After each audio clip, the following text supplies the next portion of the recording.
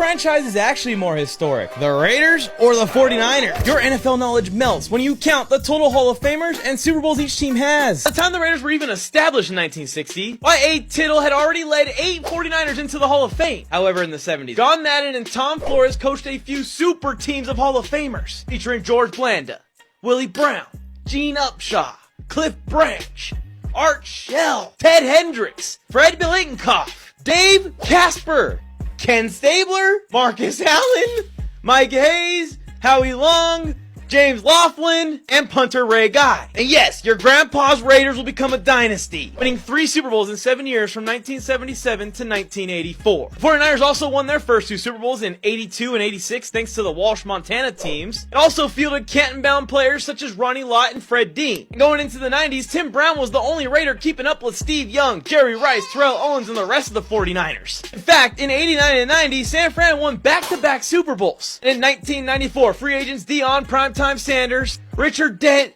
and Ricky Jackson all came to the Bay and formed one of the greatest teams in NFL history. It went 13-3 and embarrassed my Chargers in Super Bowl 29. This was looking like a blowout until Jerry Rice switched to the dark side with Warren Sapp, and the Raiders drafted Charles Woodson. Al Davis still just wants to win this TikTok, baby, bringing us to a tie when he brought in Randy Moss and Richard Seymour. Remember, the 49ers inducted a player into the Hall of Fame in 2024. Patrick Willis gives the 49ers the win.